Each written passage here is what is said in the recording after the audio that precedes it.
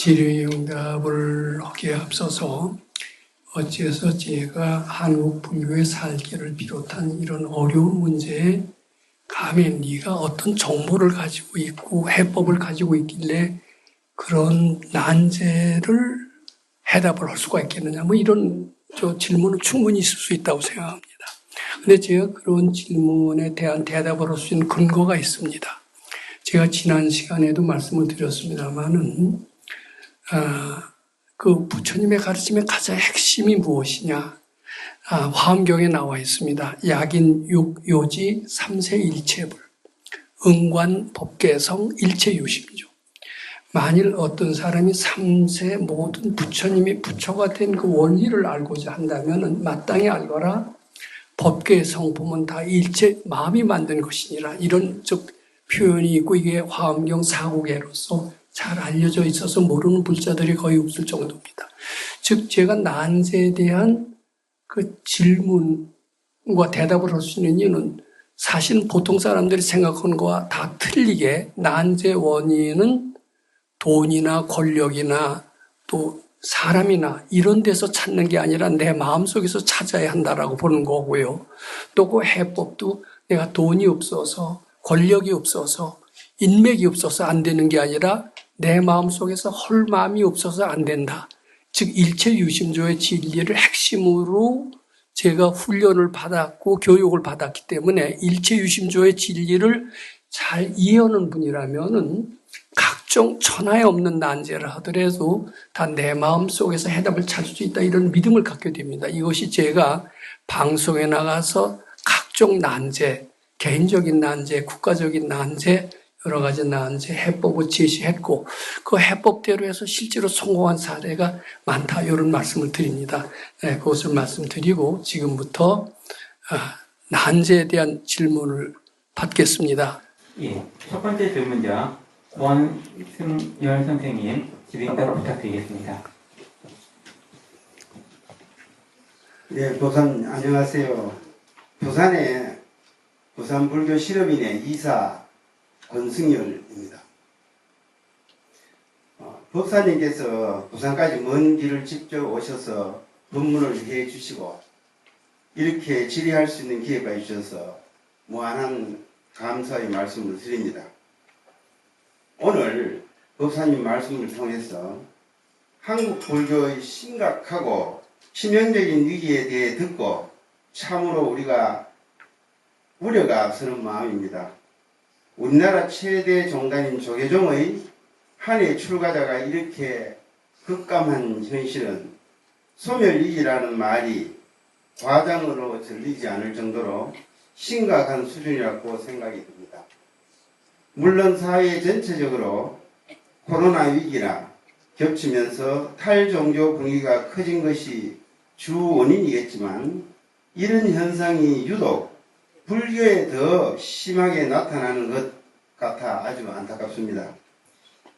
제가 보기에 법사님께서 이끄는 불교 개혁 운동에는 분명 해법이 있는 것 같고 그렇다면 이것을 저들에게 전달할 소통 경로를 확보하는 것이 그 다음 문제라고 생각됩니다. 여기서 질문을 드리겠습니다.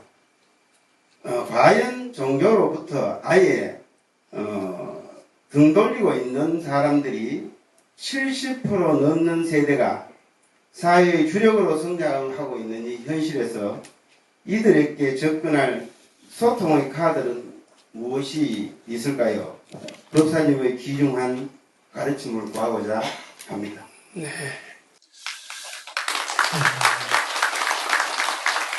이 젊은이들이 종교를 외면한다는 것은 비단 불교문의 문제는 아닌 것 같습니다. 저는 종종 가톨릭 방송, 개신교 방송을 종종 들어보면은 거기에도 젊은이들이 없었기 때문에 굉장히 심각한 문제고 이건 우리나라뿐만 아니라 전 세계적으로 다 공통적으로 가지고 있는 종교의 문제라고 생각합니다.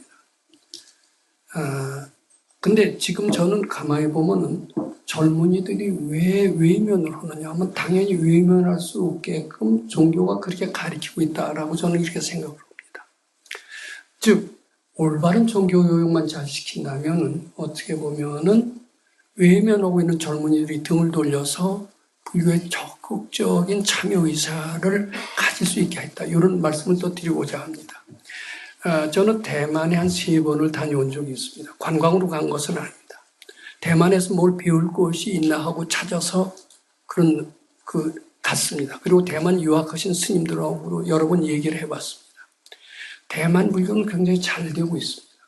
게다가 기독교 국가로, 장개석 총통이 기독교 국가로 출발을 했고, 기독교 신자가 아니면은 고급 공무원으로서 승진을 안 시킬 정도로 대단한 기독교 중심국가였던 그 대만이 이제는 불교 신자가 육할이 되고 기독교가 거의 없는 그런 나라로 변했습니다.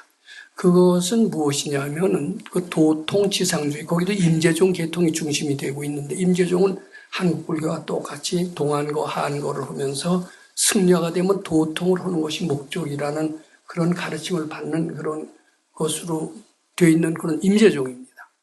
근데 임재종을 과감하게 개혁을 했어요. 성운대사라고 하는 분이 참 보살의 화생인 것 같습니다. 그이는 동안거, 한거를 완전히 없앴습니다. 승려가 되는 이유는 도통을 하려는 것이 목적이 아니라 어째 인간이 되고 인간 속에서 무한한 능력을 개발하는 것이 그 불교의 목적이라는 식으로 새로운 불교의 패러다임을 만들었던 분이 바로 송은대사입니다. 그 결과 불교 신자는 무척 많이 들어왔고 성금을 내는 사람은 무척 증가했습니다. 저는 불광사에 가서 깜짝 놀랐습니다. 그 신도가 1억 명이나 되는 세계 최대 사채는 불광사는 종합대학교만 5개가 있습니다. 그 중에 하나는 미국에 있습니다. 그리고 그 연간 수입이 대단해요. 그 모든 국민들로부터 주머니에서 지갑을 열게끔 만드는 어떤 그런 매력이 있었던 것 같습니다. 그것이 지금 대만 불교 현실입니다. 저는 한국에서도 그런 바람이 일어날 수 있다라고 믿습니다. 대만 불교는 지금 스님이 되는 것을 영광으로 생각하고 보람으로 생각합니다. 그리고 원하는 승려들은 다 박사까지 만들어줍니다. 그리고 가족까지도 다 책임을 지어줍니다. 이러한 어떤 새로운 혁신의 바람, 이것이 있기 때문에 이제 잘 되었다고 생각합니다. 즉, 지금처럼 저는 제 개인적인 생각입니다. 이제 이렇게 얘기를 하면 지금 조계종 큰 스님한테 굉장히 꾸중감이 돼서 이것을 제가 감히 방송에다 대고 주장한다라고 말씀드리지 않습니다. 근데 이렇게 묻는다면은 지금 젊은이들이 특히 외면하고 있습니다. 가톨릭도 굉장히 심각합니다. 젊은이들이 외면하고 있는 것은, 근데 그것은 무엇이냐면 그것이 현실성이 없다라는 데 문제가 있습니다. 즉 실용성이 없다라는 거예요. 기도를 했을 때 수학적이라고 응답이 없다라는 것이 큰 문제라는 겁니다. 재앙이 생겼을 때 기도를 해서 수학적으로 재앙이 소멸되지 않는다는 데 큰 문제가 있습니다. 그리고 소원을 빌 때 소원이 수학적으로 이루어진다는 이 믿음이 없기 때문입니다. 즉 실용성이 없다는 데 결정적인 문제가 있는 겁니다. 그리고 당치도 않는 도통만 추구하고 있다면 이것은 특히 한국 같은 경우에는 점점 더 보통 사람들, 특히 얕고 똑똑한 젊은이들로부터 당연히 외면을 받을 수 없다는 게 제 생각입니다. 근데 저는 우리 법당의 예를 좀 소개하고자 합니다. 우리 법당은 지금 가르침을 받아갖고서는 처음으로 시작하는 아주 왜소한 법당입니다. 근데 여기에 열기만은 되게 뜨거워요. 누가 보면 회비도 안 받고 뭣도 안 받고 그래서 그렇게 사람들이 뜨겁다고 그러지만 회비 안 받는다고 사람들 모이지 않습니다. 왜 회비도 안 받고 강요도 하지 않으면 더 인기가 없는 대단치 않은 거로 더 외면을 당할 수가 있습니다. 굉장히 뜨거워서 주경야선이라고 하는 어려운 수행에 적극적으로 참여하는 사람들이 대단히 많습니다. 그러면서 자기 지갑을 굉장히 잘 엽니다. 우리 법당은 작지만 가난한 게 아닌데 그 이유는 무엇이냐면 이 가르침이 도통을 추구하지 않고 정말 유능한 인간이 되고 실용적인 인간이 되는 가르침을 있는다고 믿기 때문입니다. 저는 그런 가르침이 지금 대한민국에서 꽤 확산이 되어 있다고 믿습니다. 왜냐하면 저는 절에 가끔 가면 저는 인사를 곧잘 받거든요. 가르침을 잘 받고 있다고 하는 분들이 너무나 많거든요. 그리고 불교 강연회에서 2,000명이 모였다는 것은 쉽지 않은 일인데 2,000명 모이고요. 여기 이렇게 부산에서 한다고 그러니까 제가 오라고 그러지 않아도 수십 명씩 이렇게 따라오거든요. 이게 뭡니까? 여기 따라오니까 과연 실용성이 있더라. 그리고 재앙이 소멸되기를 기원하면 그건 과학적이고 합리적이고 이렇게 돼서 금강경 원리입니다. 재앙이라고 이름 짓지 마라. 재앙이 착각이고 본래 없다라고 믿고 재앙이 있다라는 그 생각을 바치면은 결국은 재앙이 소멸될 것이다. 이게 재앙 소멸의 이론입니다. 근데 지금 재앙 소멸의 이론도 없고 막연하게 부처님한테 빌기만 하면 재앙이 소멸이 되고 부처님한테 빌기만 하면 소원이 성취가 된다. 이런 식으로 해서는요, 젊은이들이 외면할 수밖에 없다고 생각합니다.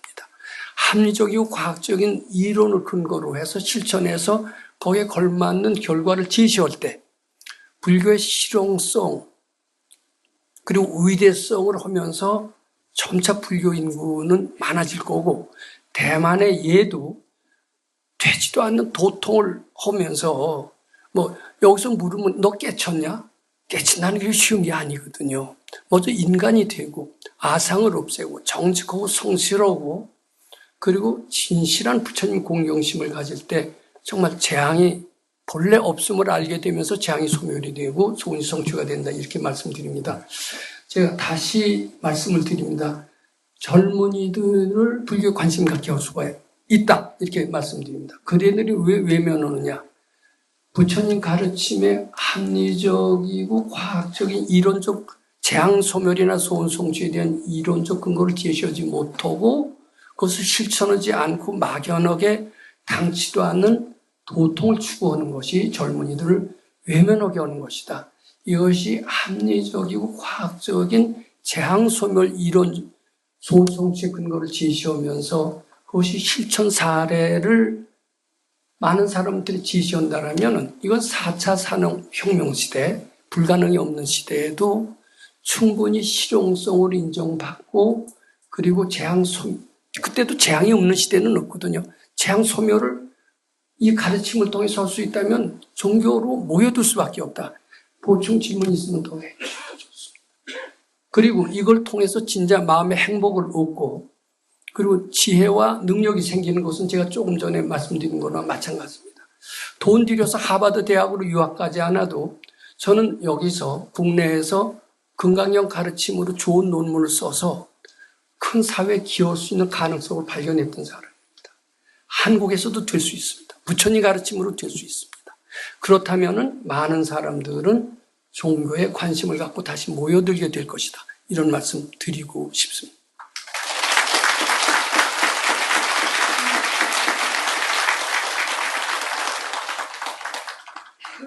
제가 두 번째 질문이 있고요. 시간이 남으면 무작위 질문도 좋습니다. 즉석에서 해주시기 바랍니다. 이어서 두 번째 질문자 박주영 선생님의 질의응답이 있겠습니다. 예, 안녕하십니까. 오늘 법사님 법문 감명 깊게 참 잘 들었습니다. 평소에 꼭 한번 뵙고 싶었었는데 이렇게 소중한 법문을 직접 들을 수 있게 된 것은 큰 행운으로 생각합니다. 또 법사님 BTN하고 BBS 쪽에 나오는 유튜브를 상당히 많이 듣고 있습니다.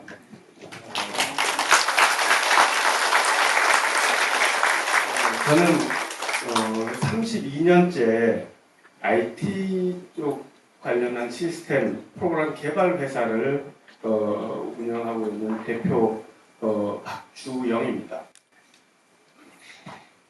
저는 금강경의 고차원적인 내용은 잘 몰라도 오늘 이렇게 이제 나눠주신 독송령 금강경 뒷부분에 써 있는 백송욱 박사님의 마음 닦는 법과 법사님께서 말씀하시는 육바라밀 해석이 마음에 와 닿습니다.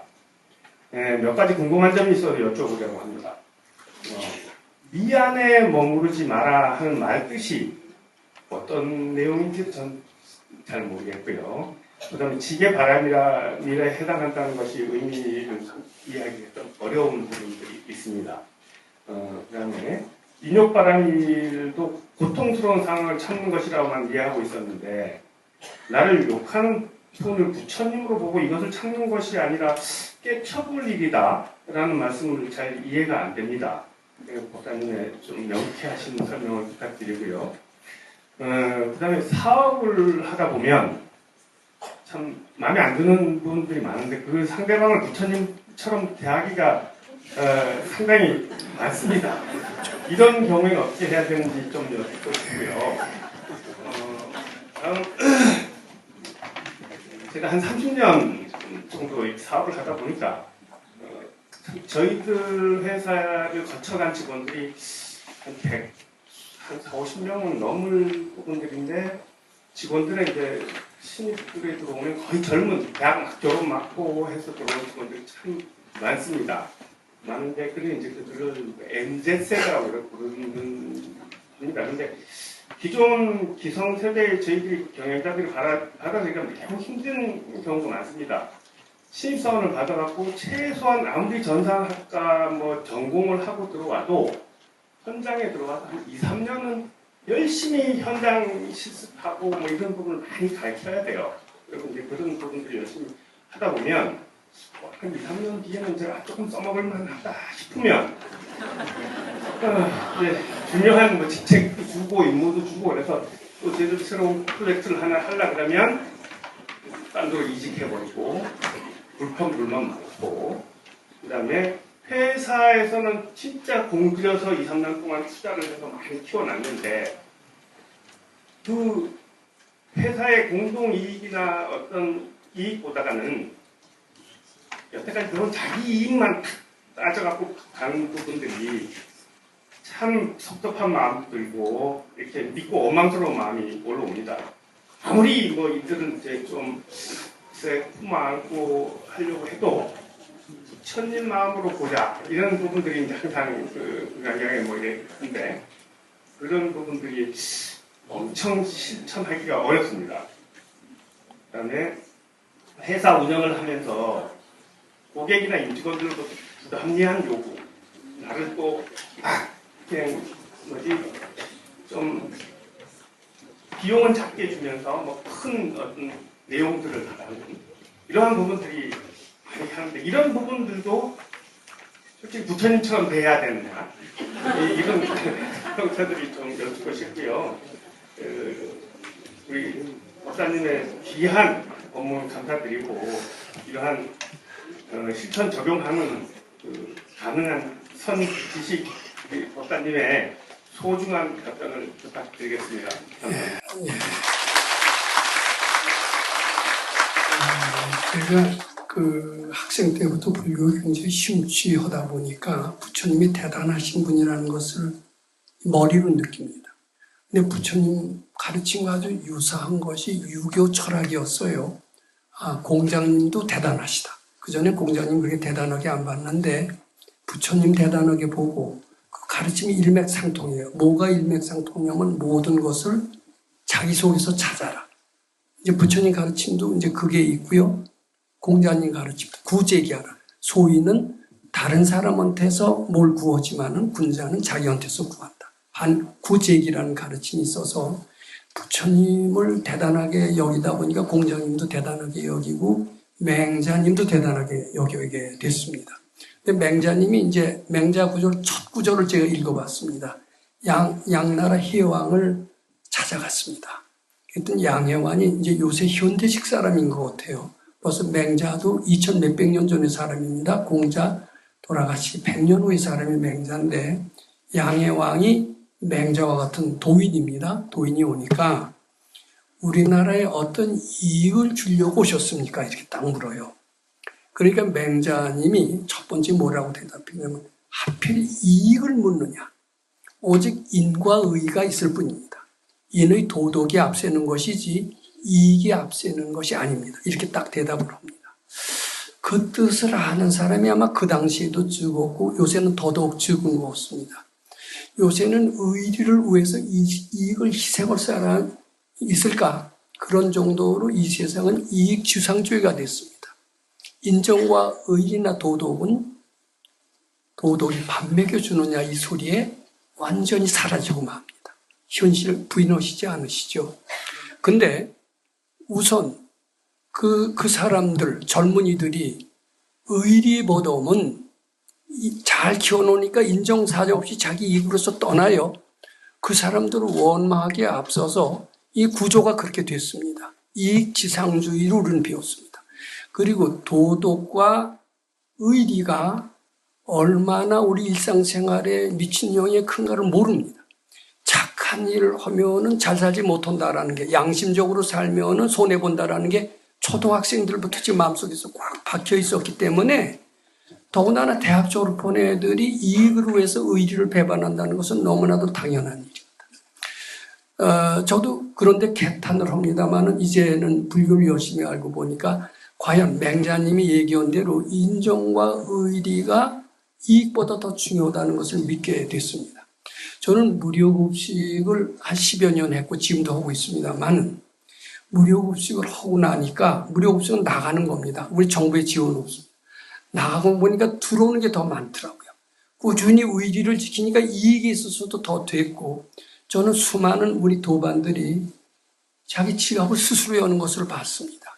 근데 그런 체험을 하는 사람이라면은 이익보다는 도덕과 의리가 더 중요하다는 것을 실감을 합니다. 저는 그 실감하게 됐습니다.